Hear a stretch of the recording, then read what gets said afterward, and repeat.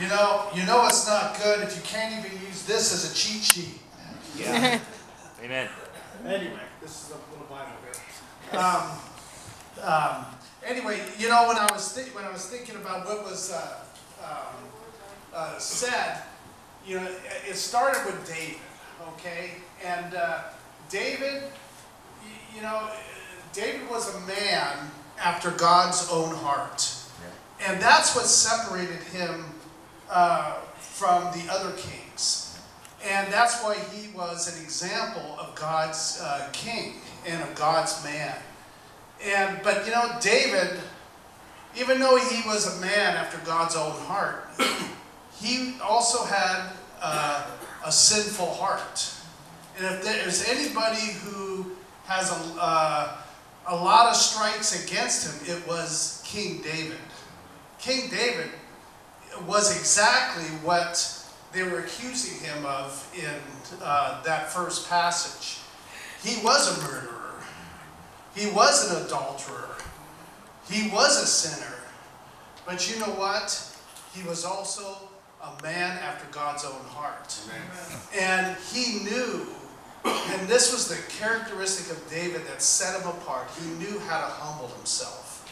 He knew how to get low. He knew when he sinned that he took responsibility and owned his sin. And to me, that makes all the difference. That right there, you could start at ground zero, and the Lord can start working in your heart and in your life. And look what the Lord did to him. You know, the Lord transformed this man. This man, you know, I think of Psalm 51. Created me a clean heart. That was always his desire. Yes, he said, you know, I look at my life and I see, well, you know, I deserve that. I deserve that. I deserve that. But for the mercy of God.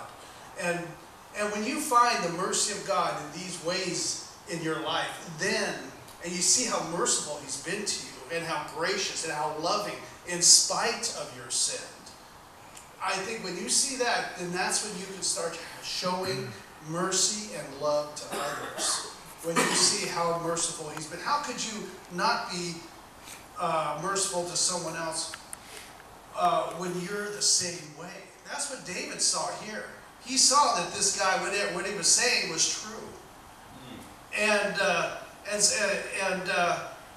he says, you know, why kill somebody for saying something that the Lord told him to say to me? Because I know the Lord told him to say to me because it's true.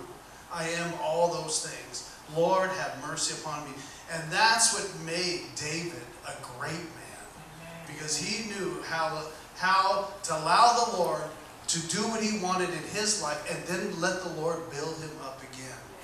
You know, the Lord says, you know, he who is not with me is against me, and he who does not gather with me scattereth. David was a gatherer.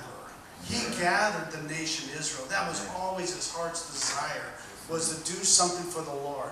But even though he knew his very sinfulness, you know, God wasn't even going to allow him to do everything that he wanted. He wanted to build the house of God.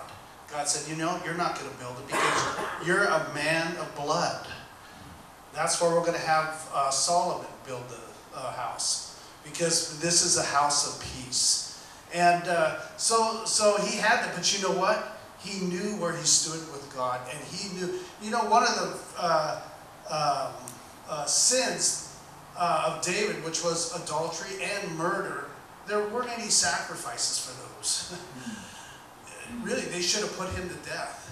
But he knew God's mercy on his life and his forgiveness on his life. And so the Lord worked and worked. And you know, I look at my life, and I'm sure a lot of you could say the same thing in your life.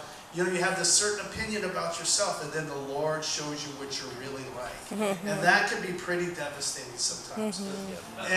But for the grace of God, and then you find his mercy, you find his love, you find his kindness, his compassion, and then he gets it in you, and then you're able to give it to others.